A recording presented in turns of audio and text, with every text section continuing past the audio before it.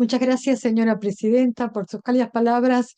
Estimados colegas, es un gusto estar aquí. Espero que después de esta expectativa generada en estos minutos, no defraudarlos y transmitirles el entusiasmo que yo tengo por estos temas.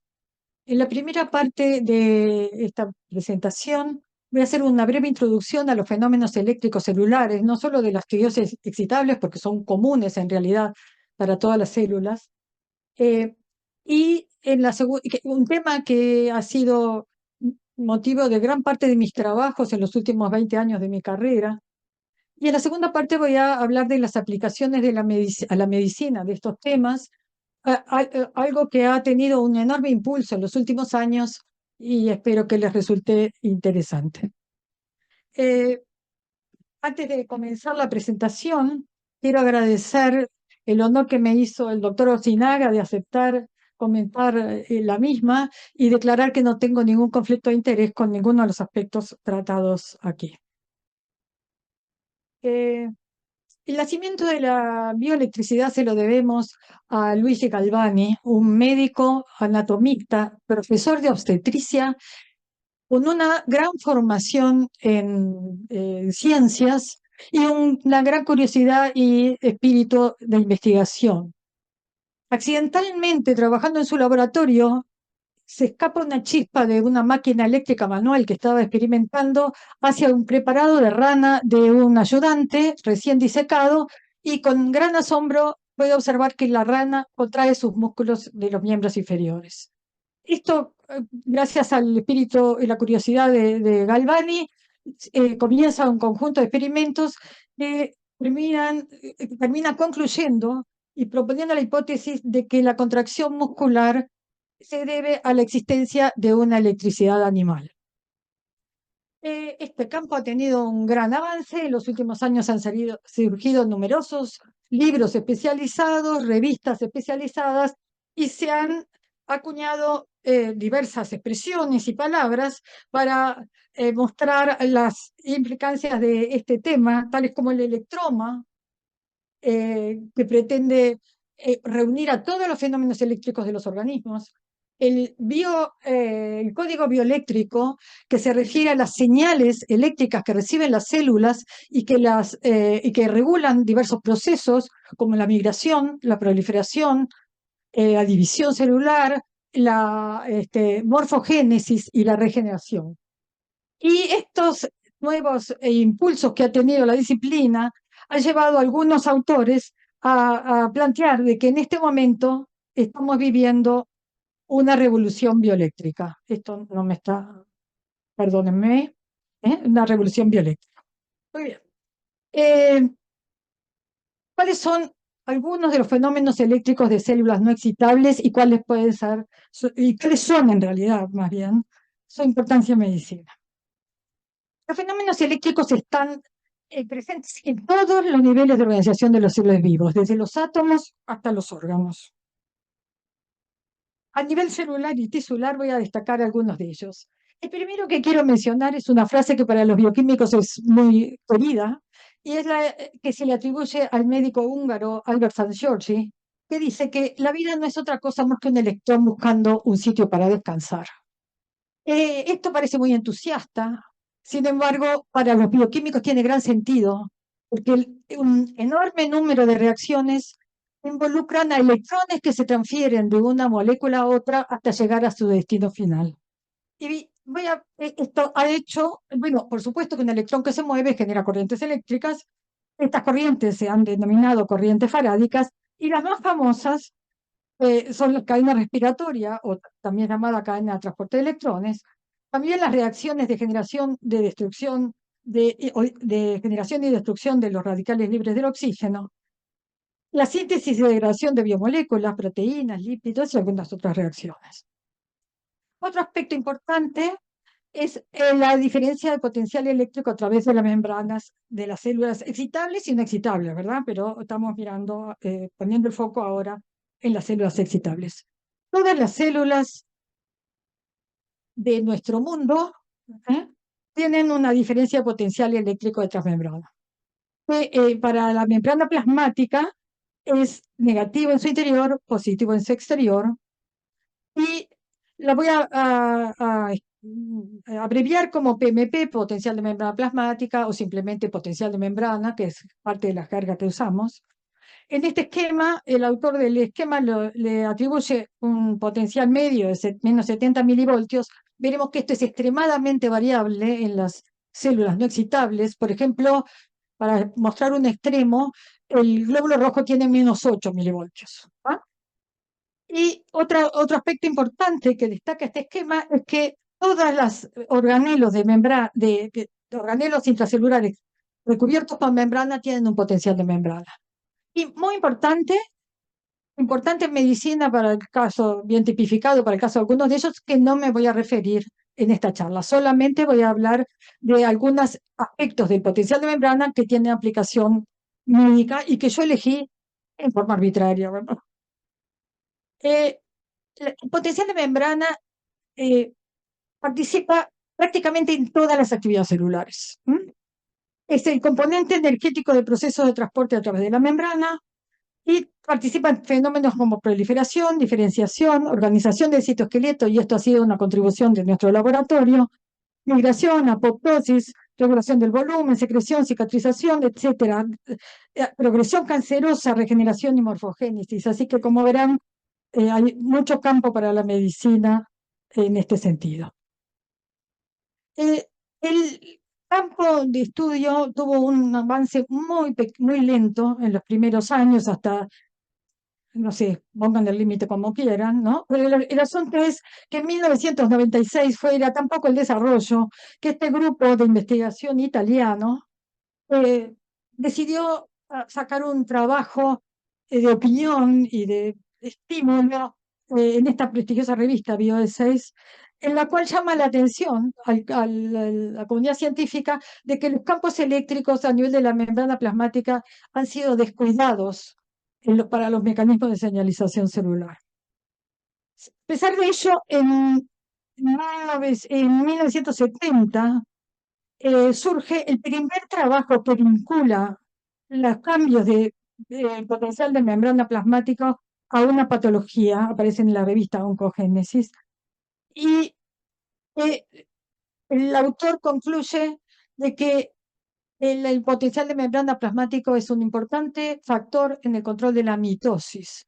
Evalúa el propio potencial de membrana de las células tumorales y las células normales, y ve que hay una diferencia considerable, y propone que las células que están quiescentes están hiperpolarizadas, es decir, que su potencial de membrana es mayor. Las células que están proliferantes y las del cáncer tienen un potencial de membrana menor. Estarían despolarizadas. Esto se amplió, estos estudios, a numerosos tipos celulares, y en resumen se confirma lo propuesto por Kohn en ese trabajo tan semental, y se ve que acá todas las células no proliferantes, las altamente diferenciadas, tienen una diferencia de potencial de membrana, o como se dice, un potencial de membrana menor o despolarizado, con respecto a las que son proliferantes, que acá están el huevo fertilizado, el embrión, etcétera, y también las células madre, que va a ser motivo de una parte de esta charla, y que las células tumorales, en tanto células proliferantes, también tienen un potencial de membrana menor, ¿verdad? Comparemos acá a las células de hepatoma humano, que tienen un potencial de membrana aproximadamente de menos 8 milivoltios, y en las células del hígado normal, humano, que tiene un potencial de membrana de aproximadamente 35 milivoltios, menos 35 milivoltios. Otro componente importante desde el punto de vista de las propiedades eléctricas de los tejidos es la matriz extracelular. La matriz extracelular es un conjunto de proteínas fibrosas y glúcidos que rodean a las células y que cumplen numerosas funciones. Las células hacen una interacción íntima con esta matriz extracelular y reconoce una gran cantidad de propiedades que tienen estas matrices, desde la composición, la rigidez, la fluidez, etcétera, ¿verdad? Y las membranas son electroconductoras, tienen innumerable cantidad de cargas que son reconocidas por las células y que cumplen funciones también importantes para la comunicación celular. Y un segundo efecto de de las matrices extracelulares es un efecto que para la química de materiales inorgánicos y la física de materiales inorgánicos es raro. Se fue descubierto como una propiedad frecuente de los materiales inorgánicos dieléctricos, es el efecto piezoeléctrico, que responden a un estímulo mecánico creando una carga eléctrica. Si acá tenemos el material con propiedades piezoeléctricas y se pone un voltímetro, uno que no fue estimulado mecánicamente tiene un voltaje cero, pero si se lo comprime, tiene un voltaje diferente de cero, que en este caso es negativo en el polo superior, positivo en el polo inferior, y este efecto es reversible. Si se lo lleva a la posición de reposo vuelve a ser cero, pero si se lo tensiona cambia su polaridad. Este fenómeno, que es raro para los materiales inorgánicos, es extremadamente frecuente en biología. Y el colágeno, la elastina, casi todas las proteínas, el DNA, células y organelos presentan este efecto piezoeléctrico de responder al estímulo mecánico con una corriente eléctrica. ¿Qué intervenciones hay sobre las propiedades eléctricas de células y tejidos que se utilizan con fines diagnósticos y terapéuticos? En este campo surge la medicina bioelectrónica. La medicina bioelectrónica es una disciplina bastante nueva, donde convergen la medicina molecular, la fisiología, la ingeniería y la computación para el desarrollo de dispositivos de diagnóstico y tratamiento de enfermedades. Se trata de una modalidad de diagnóstico o tratamiento que utiliza la electricidad basándose en las propiedades eléctricas de los órganos y tejidos. Y uno de sus objetivos es que los dispositivos sean mínimamente invasivos y se basan en las propiedades eléctricas del organismo. La importancia de esta nueva disciplina se pone en evidencia cuando se mira la inversión que ha tenido la misma en 2019. 22.000 millones de dólares. Y se espera que para el año 2029 sean 60.000 millones de dólares. Y vamos a ver algunos dispositivos que parecen impensables, pero que están en la práctica actualmente. Bueno, este esquema resume los principales objetivos de esta medicina, pero no los voy a mencionar, vamos a hablar en detalle, un poquito más en detalle a lo largo de la charla, pero lo que quiero destacar es que hay dos tipos de dispositivos. Los implantables, que son naturalmente invasivos, porque hay que implantarlos en el organismo, y los vestibles. La traducción que usan los españoles por lo pronto para wearable es vestibles, los que se llevan encima. Los vestibles son inalámbricos, integran sensores, efectores al cuerpo humano en forma de parches, guantes o vestimentas, y la ventaja que tiene que permiten el registro en vivo y el análisis de los datos a través de un teléfono de celular o un dispositivo móvil. Veremos ahora algunas aplicaciones de las propiedades eléctricas y de células y tejidos en medicina. La primera que me voy a referir, es a la diferenciación de células madres y células progenitoras. Para utilizar las células madres con fines terapéuticos es necesario obtenerlas, reproducirlas, amplificarlas, luego diferenciarlas y finalmente trasplantarlas. La diferenciación es una tarea delicada que necesita diversos estímulos. Uno de ellos es el cambio del potencial de membrana de estas células. En fin, diversos que están mencionados ahí. Lo cierto es que, como vimos en una diapositiva anterior, las células madre que tienen un potencial de membrana menor, cuando se diferencian están hiperpolarizadas, porque las células diferenciadas están hiperpolarizadas. Pero a su turno, la hiperpolarización forzada de las células madre induce la diferenciación. Y esto se ha visto en diversas líneas humanas y de diversos animales, como hiperpolarizando a las células madre se obtiene una diferenciación que puede incluso manipularse de acuerdo al voltaje que se le administre, en osteogénica, adipogénica, etcétera, ¿verdad? ¿Cómo se puede cambiar el potencial de membrana de una célula? O por aplicar una corriente eléctrica, corrientes eléctricas, o por cambiando concentraciones iónicas extracelulares, o por el empleo de drogas que cambian la permeabilidad de la membrana de los iones. Eh, ¿Cuál es la, perdón, me parece que me faltó, no. ¿Cuál es la ventaja de la aplicación de corrientes eléctricas? Es que no es necesario agregar drogas, que siempre son potencialmente peligrosas para el uso humano. De acuerdo al campo eléctrico aplicado, pueden lograrse diferenciación en distintos linajes celulares. Puede lograrse la diferenciación sin necesidad de utilizar medios de cultivo especiales.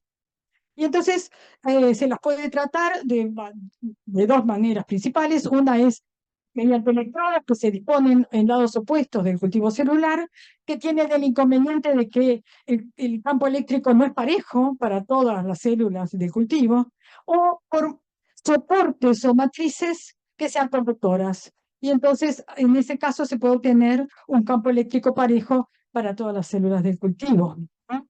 Y el asunto es encontrar las matrices apropiadas conductoras de la electricidad. ¿Cuáles son, qué propiedades deseables tienen que tener, además de ser conductoras de la electricidad?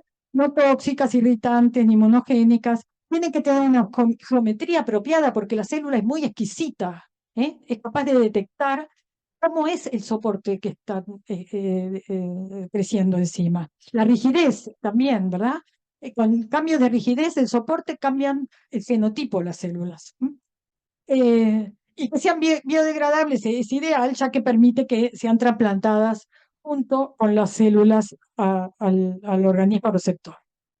Y acá hay ejemplos de este trabajo que explora diversas geometrías para encontrar la más adecuada para la diferenciación de las células madres en cardiomioblastos y diversos grupos químicos que se están explorando como más apropiados para oficiar de soportes para estos propósitos. Veamos ahora qué utilidad pueden tener estos conocimientos del comportamiento celular para el diagnóstico y tratamiento del cáncer.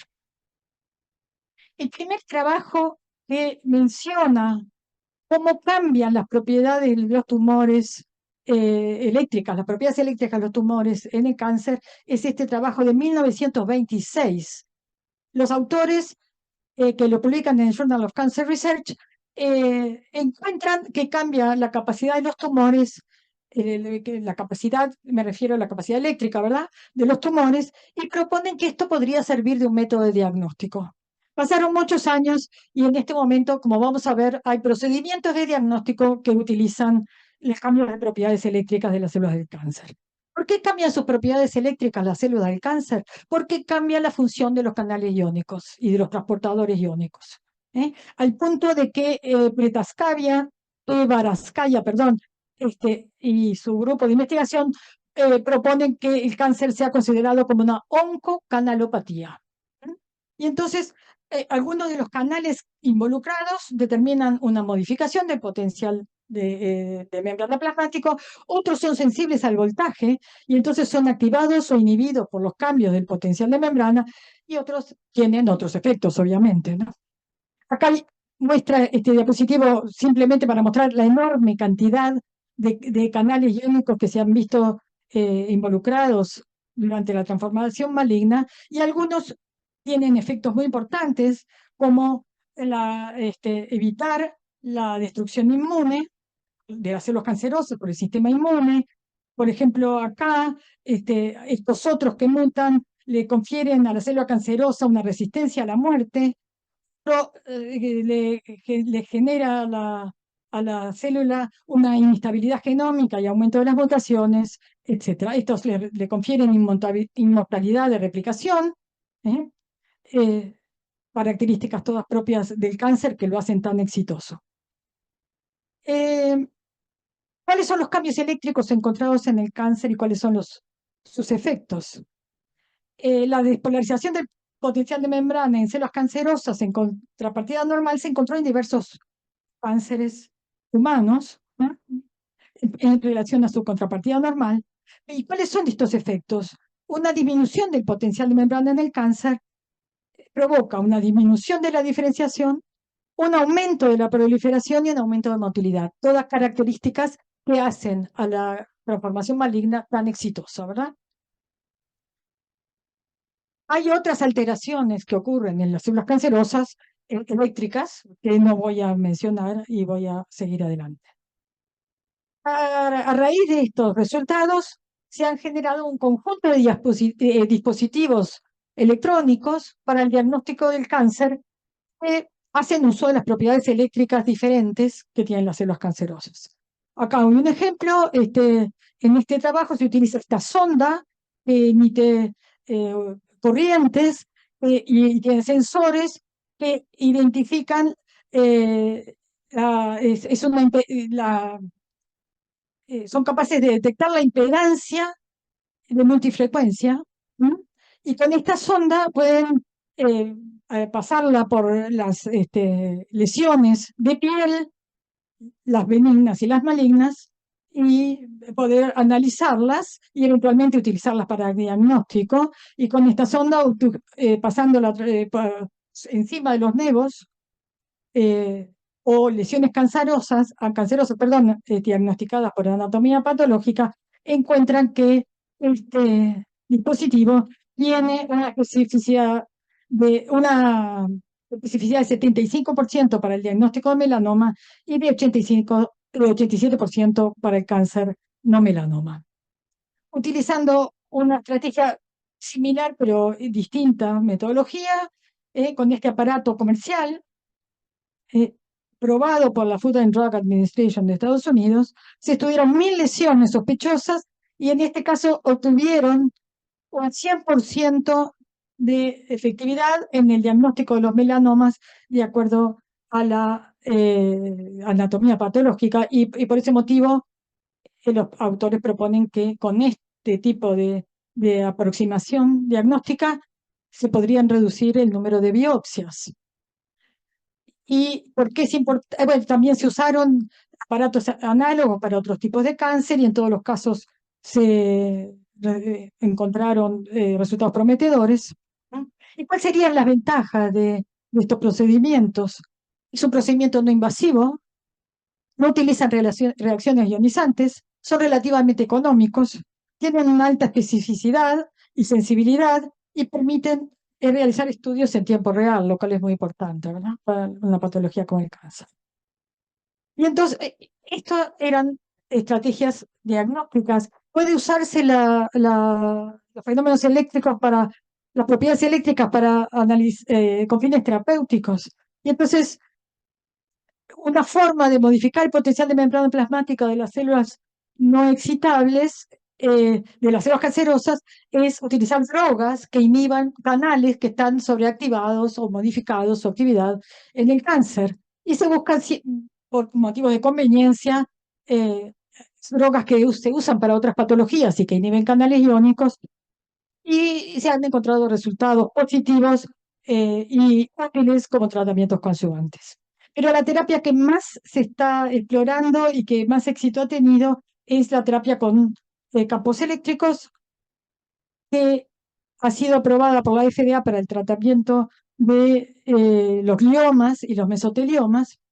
Emplea campos eléctricos de frecuencia moderada, provoca efectos similares a algunas drogas citostáticas, como la desestabilización de los microtúbulos y la interferencia con la reparación del DNA. Se ha estudiado está en estudio para varios tipos de cáncer y utilizada conjuntamente con la quimioterapia, aumenta significativamente la sobrevida de los pacientes y presenta muy pocos efectos secundarios. En el otro campo en que los fenómenos bioeléctricos han resultado importantes para su utilización terapéutica es en la cicatrización de heridas epiteliales. Cuando se produce una herida, aparecen tres fenómenos eléctricos.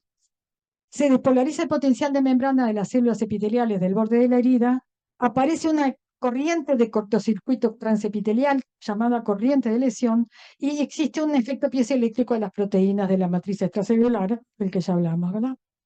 La despolarización de las células del borde de la herida es una contribución de nuestro laboratorio. Encontró que efectivamente se despolarizan.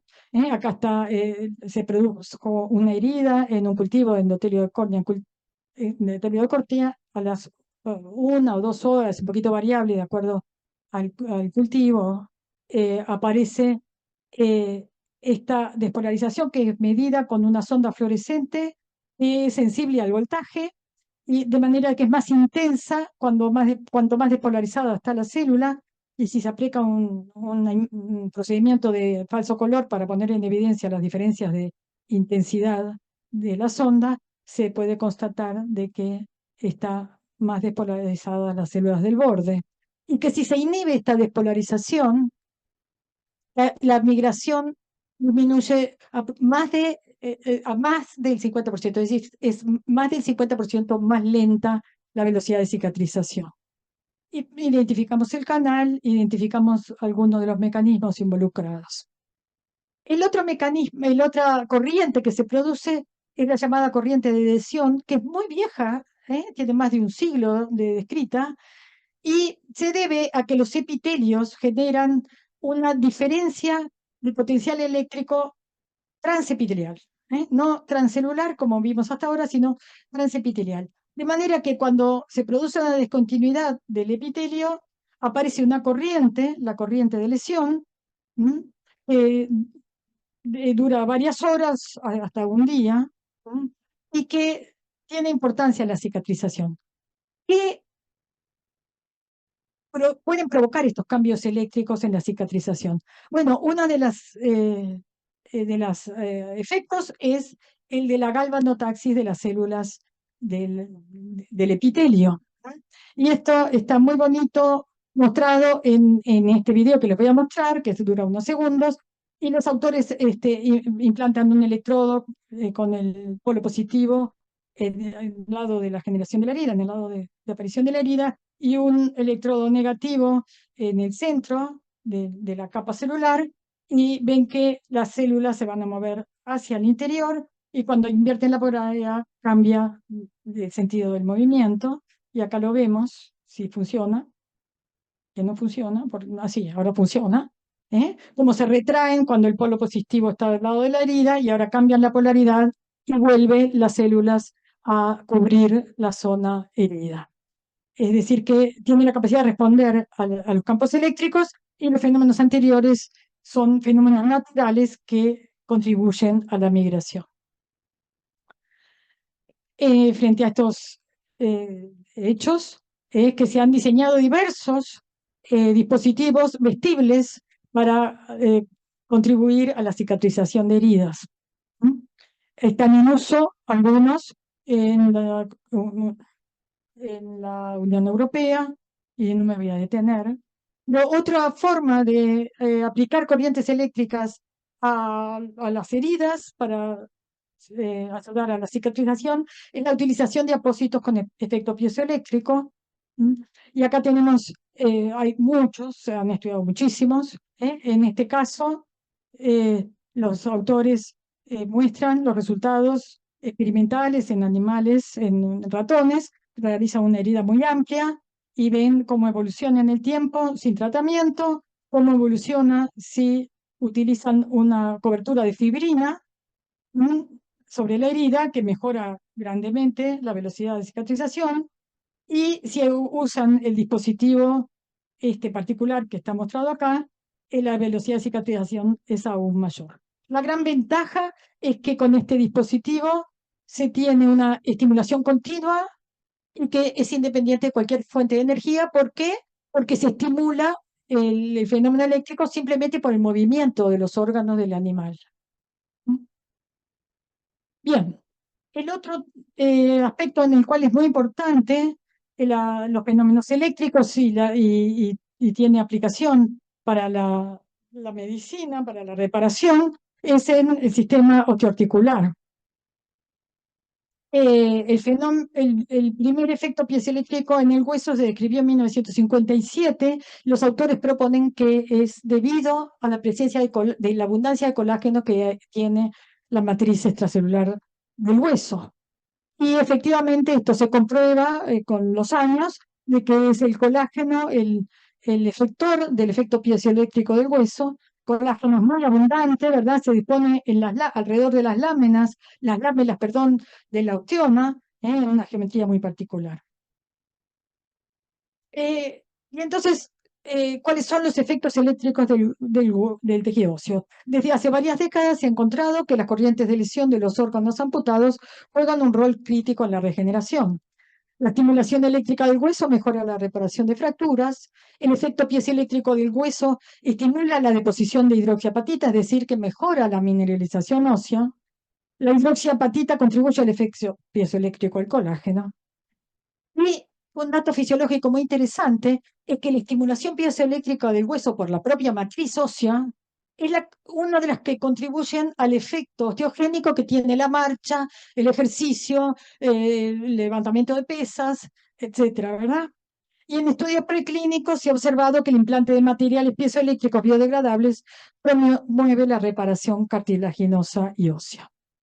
Se han ideado muchos dispositivos distintos, acá se evalúan tres. El gran problema de evaluar estos dispositivos es que no se han usado para todos los ensayos clínicos, no se usaron protocolos estandarizados, y entonces evaluar el rigor de cada uno de los ensayos se hace complicado, la comparación, ¿no? Muy complicado, pero hay este consenso en que los electrodos implantados son los que dan resultados más alentados, mejores, ¿eh? Pero tienen riesgo de infección. Y estos otros son más variables, ¿no? Unos porque han dado algunos resultados positivos y otros no tan positivos. Y este tiene el inconveniente que son electrodos superficiales, en que la penetración de la corriente eléctrica es baja en los tejidos, con lo cual tienen que ser fracturas muy superficiales. Y se usan, ¿verdad? Están en uso fundamentalmente para los casos de los tratamientos en el cual los tratamientos no tradicionales no dan resultados. En la clínica Mayo y en la clínica Stanford también se usan para el tratamiento de la osteonecrosis. Y acá se muestran algunos de los dispositivos eléctricos que están aceptados comercialmente y que no me voy a detener. Bueno, el último capítulo de esta charla concierne a la regeneración, algo muy buscado desde tiempos muy remotos en la medicina, y que, como todos sabemos, el hombre tiene, salvo algunos órganos y la piel, obviamente, una capacidad de regeneración muy limitada, ¿no? Es una especie de sueño del doctor Frankenstein casi, ¿verdad? Eh, Sin embargo, hay algunos organismos, como la salamandra o la planaria, que son capaces de regenerar miembros completos, la cola, y la planaria incluso, vamos a ver algunas imágenes muy lindas, por lo menos para mí, este, que muestra la capacidad asombrosa que tiene la planaria de regeneración. El hecho de disponer de estos organismos hace que estos sean modelos de estudios muy valiosos para entender los mecanismos de regeneración y su posible aplicación en el futuro. Siempre es bueno soñar en medicina, para la medicina. Acá tenemos la planaria, es un bichito asombroso, ¿verdad? Es un platelminto de vida libre. Dicen unos colegas que son aún mayores que yo, que ya soy muy mayor, era posible de obtener, pescar en el lago del Parque Rodó. ¿M? Este, Tiene unos pocos milímetros, 1 centímetro, depende de las especies, hay muchas especies. ¿M? Y tiene una capacidad de regeneración asombrosa, ¿verdad? Acá se muestra el resultado de la fragmentación de la planaria en tres. Por un lado queda el sector cefálico, el sector medio y el sector caudal, y de cada uno de estos sectores, este bichito puede regenerar el organismo completo. Incluso se puede fragmentar sagitalmente y también reconstituye el organismo completo. Es admirable. ¿Y qué lo hace interesante? Que además muchos de los genes que intervienen en la regeneración son homólogos con genes humanos. Bien. Entonces, eh, se han realizado experimentos muy interesantes por parte del laboratorio del doctor Michael Levine, que es uno de los más activos en este campo, eh, en el cual se esquematiza acá el tipo de experimentos que realizó. Le aplicó corrientes eléctricas externas al fragmento medio, por ejemplo, con el polo negativo en el sector cefálico, el polo positivo en el polo que estaba hacia el sector caudal, y obtiene el organismo completo. Acá no hay algo muy novedoso, pero si cambia la polaridad, lo que obtiene es un individuo de dos cabezas. Ahora, en lugar de aplicarle una corriente externa, le aplica sustancias que cambian el potencial de membrana endógeno de las células del animal. Y cuando esto ocurre, cuando le aplica la ivermectina, que provoca una hiperpolarización del potencial de membrana de estas células, de las células del fragmento que queda vivo, ¿verdad? O que queda en estudio, lo que obtiene es un animal de dos cabezas. Y si le aplica esta solución de escopolamina, que es despolarizante del potencial de membrana, obtiene un individuo de dos colas. Y para los escépticos, acá están los individuos que obtiene con estos experimentos. Tenemos acá el control, el organismo de dos cabezas y el organismo de dos colas. Este mismo laboratorio hizo experimentos muy interesantes, ahora con vertebrados. Y lo que hizo fue amputar la pata de un renacuajo en el estadio 57. En este estadio, el renacuajo no tiene ninguna capacidad de regeneración de los miembros, de las extremidades. ¿Mm? Y acá tenemos el individuo control, que se lo trató con solución fisiológica, y a los 45 días de su amputación, la patita sigue mutilada. Sin embargo, si a los tratados son tratados con soluciones despolarizantes durante una hora al día siguiente de su amputación, al cabo de 45 días, lo mismo que el control, desarrolla parcialmente un miembro con dedos demostrados histológicamente y uñas. ¿Mm? Y esto es así que, en virtud de los antecedentes mencionados aquí y de muchos otros no mencionados, no es aventurado predecir que nos espera un futuro mucho más eléctrico. Muchas gracias. Muchas gracias, doctora Chiflet. Muy interesante la conferencia, más interesante de aún la posibilidad de qué es lo que pase en el futuro con estas investigaciones. Así que ahora le damos la palabra al doctor Osinaga para que haga los comentarios de la conferencia. Buenas tardes, noches. Muchas gracias, Silvia. Felicitaciones por tan Gracias a ti. brillante, tan brillante presentación, que además eh, tiene todo eso de que desde el punto de vista básico ya no es sorpresa poder encontrar que cosas que aparentemente son insignificantes y que están en el interés de un investigador que no piensa tanto en la biología y mucho menos en la medicina, se pueden conseguir cosas de impacto clínico. Yo, en una breve presentación, sin obviamente un comentario nada más, seleccioné dos aspectos a partir de lo que Silvia ha presentado como para poder mostrar algunos casos que considero de interés. Uno en particular, lo principal que hay a nivel terapéutico, como Silvia lo expresó, la terapia con los campos eléctricos alternos es un tratamiento que hoy tiene un lugar en la medicina, indiscutida, y es un tipo de tratamiento donde se colocan electrodos en la superficie del individuo, y si vamos a lo concreto, donde está probado, donde inicialmente fue probado en glioblastoma, se colocan varios electrodos a nivel en el cráneo. El individuo tiene como un casco, ¿m?, con el que vive, que lo tiene durante un buen tiempo, que puede ser semanas, algunos meses, y esos electrodos van a transmitir corriente eléctrica de acuerdo a un dispositivo portátil que la persona lleve. Entonces ahí nos vamos a encontrar que ese tratamiento, que es totalmente no cruento, no genera ningún tipo de trastorno más que una irritación cutánea, que es la principal complicación de estos tratamientos, puede tener un impacto asistencial que uno no lo pensaba. Y un poquito sobre eso me voy a detener a partir de lo que tú ya presentaste de manera clara. Esta historia vinculada al glioblastoma se inicia más o menos en el año 2004 con los primeros estudios en modelos experimentales que fueron realmente motivadores de comenzar ensayos clínicos.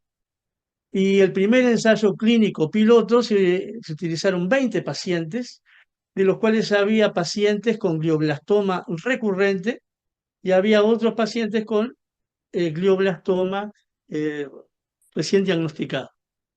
Y a esos pacientes se los dividió en dos grupos de 10 cada uno y se les hizo tratamiento donde el tratamiento con el campo eléctrico alterno se asoció o no a lo que era la quimioterapia habitual para glioblastoma.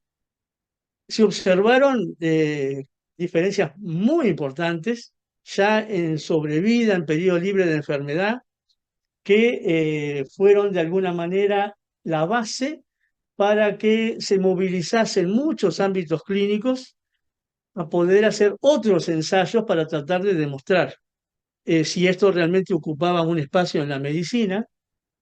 Lo interesante es que de esa población de 20 pacientes con glioblastoma, recordamos que los glioblastomas tienen una expectativa de sobrevida a los 3 años que no supera el 5%. Está entre el 3 y el 5% de los pacientes con glioblastoma están vivos a los 3 años.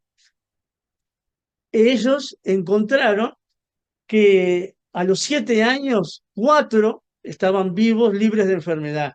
O sea, equivaldría, si bien la población es pequeña, a un 20% de la población que habían estudiado estaban vivos, libres de enfermedad a los 7 años parecía, y eso dio lugar a publicación científica de caracterización más en detalle de esa población, y después en otro trabajo que no se hizo a propósito de ellos, pero se alude a qué les pasó a esos pacientes, la mayoría de esos 4, creo que eran 3, estaban vivos a los 12 años. O sea, eran resultados impensados que un glioblastoma por un tratamiento eléctrico asociado a la quimioterapia había generado esa revolución clínica.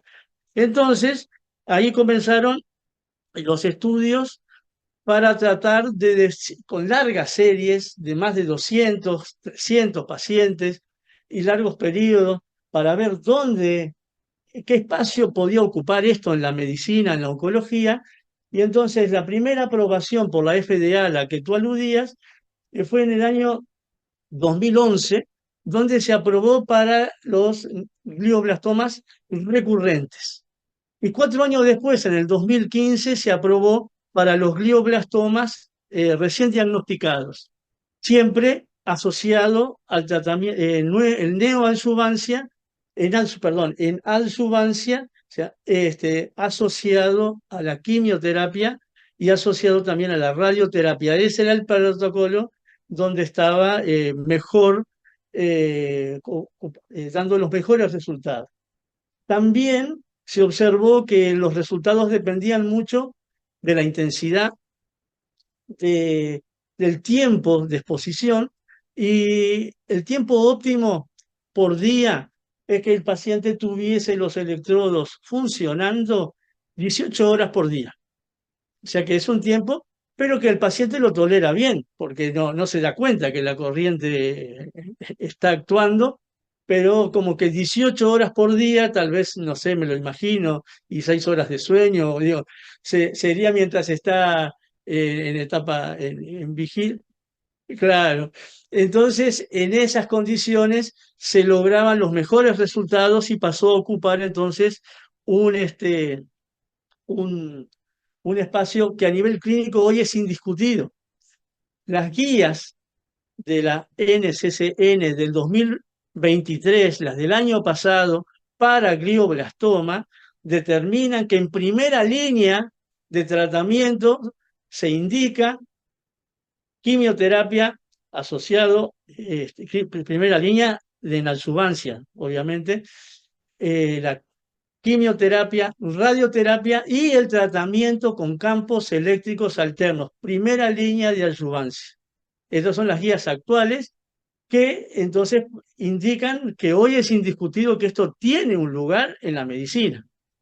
Ahora bien, nosotros la tenemos acá, entonces conversé con oncólogos, simplemente les transmito el testimonio del profesor Gabriel Krieger, que él tuvo una experiencia de un paciente con glioblastoma que lo envió a Estados Unidos, le hicieron este tratamiento, después preguntó para que el tratamiento se siguiese en Uruguay, era imposible, hay todo un aspecto de logística que no se podía tener, y ahí yo no conozco los detalles, si eso lo tienen algunas empresas, obviamente con sus patentes, etcétera. Lo que sí pude encontrar de que esto se usa corrientemente en Estados Unidos y en Alemania. Son los dos países del mundo que tienen, digamos, una utilización para glioblastoma de esta tecnología de manera mucho más adecuada de acuerdo a las sugerencias. Después hay un elemento interesante de por qué suma asociarlo a la quimioterapia. ¿Qué beneficio tiene la quimioterapia cuando se hace este tratamiento de campos eléctricos alternos? Y aquí tenemos para glioblastoma dos evidencias muy fuertes. Una es que este tratamiento eléctrico aumenta la permeabilidad celular. Entonces, eso se ha visto que es un aumento de la permeabilidad en las células cancerosas, pero que se ha visto que no ocurre en las células normales vecinas. Entonces, si aumenta la permeabilidad celular, debería favorecer, posiblemente según la droga, la entrada de drogas citotóxicas a las células y eso podría favorecer el efecto. Pero además se suma otro elemento importante para los glioblastomas, es que el tratamiento eléctrico aumenta la permeabilidad de la barrera hematoencefálica. Entonces, sin duda esto es fundamental y lo hace de manera interesante disminuyendo la expresión de proteínas que son protagonistas de las uniones estrechas en las células endoteliales a nivel neurológico del cerebro. Entonces ahí es como que tenemos un plus grande de asociar a la quimioterapia el tratamiento con los campos eléctricos alternos y eso entonces puede favorecer la llegada desde el punto de vista de la droga a los tumores. Todo esto hemos hablado de efectos directos sobre lo que es el tumor, pero en el tratamiento del cáncer sabemos que la inmunología ha ido tomando una fuerza muy grande y los tratamientos de campos eléctricos alternos claramente tienen influencia en el sistema inmune. Y dentro de esas influencias, la principal es sobre las células dendríticas. A las células dendríticas, que recordando un poco, la célula dendrítica es la pieza clave para activar a un linfocito T. Un linfocito T no se puede activar si no hay una célula dendrítica. El linfocito T virgen requiere una célula dendrítica que lo active.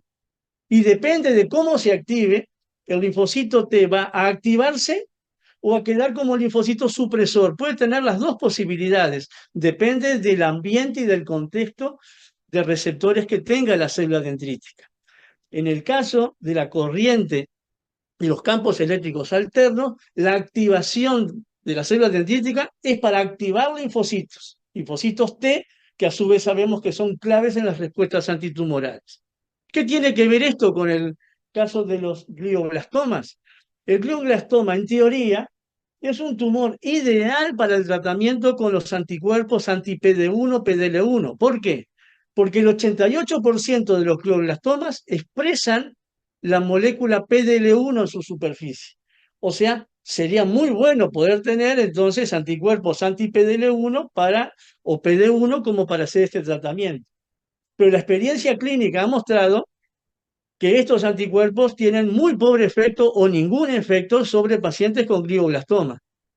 Entonces, lo que sí se observó, y estos ensayos clínicos que ya han comunicado resultados, no es una aprobación, pero sí ya datos reportados sobre la asociación de la administración, por ejemplo, del pembrolizumab, es un anticuerpo anti-PD1, asociado al tratamiento con campos eléctricos alternos, y eso genera una respuesta muy importante, mucho mejor a la que hubiese sido el pembrolizumab solo en el tratamiento de glioblastoma, tanto a nivel de sobrevida global y de pedido libre de enfermedad. En ambos parámetros la respuesta es significativamente mejor. Por ahora son trabajos de ensayos clínicos, pero es una posibilidad entonces de que pueda darse en esta asociación, también no solamente con la quimioterapia, sino con la inmunoterapia, con anticuerpos, la posibilidad de mejores resultados.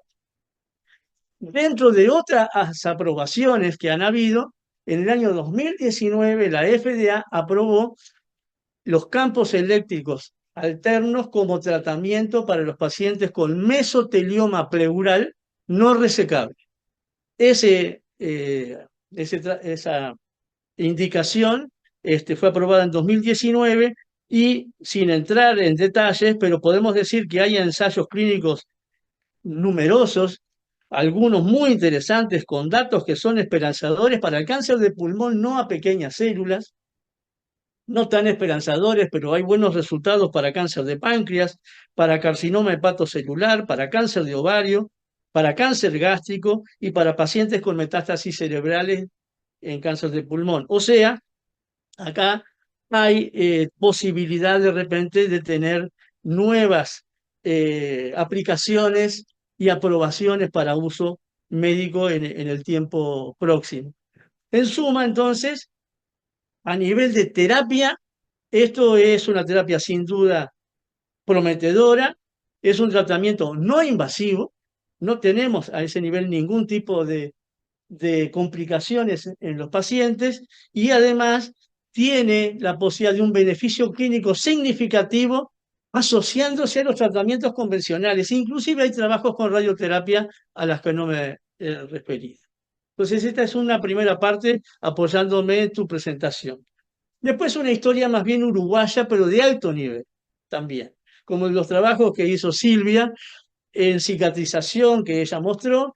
Tenemos también, ahora pasó a los otros grandes protagonistas que son los canales iónicos.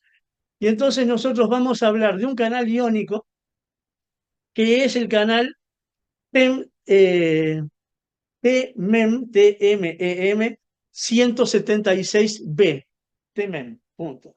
Ese canal iónico es un canal que se expresa en distintas células, pero que ha tenido mucho interés en la función del sistema inmune. La primera vez que se lo asoció a un fenómeno inmunológico relevante fue por el grupo de Ignacio Anegón.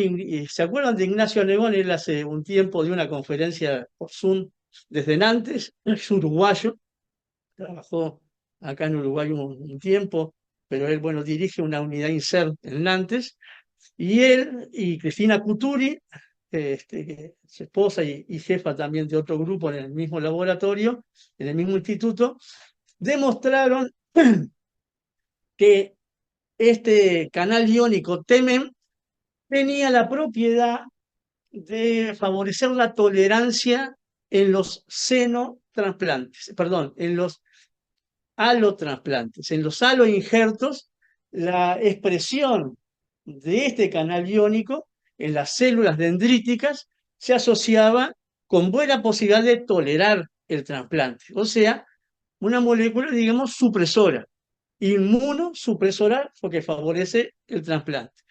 Localización de la molécula está en el aparato de Golgi y sobre todo están los fagosomas. El fagosoma en inmunología es muy importante porque es ahí donde se destruyen las bacterias, se combate lo extraño, etcétera, tratando de digerir y eliminar lo que las células fagocíticas han captado.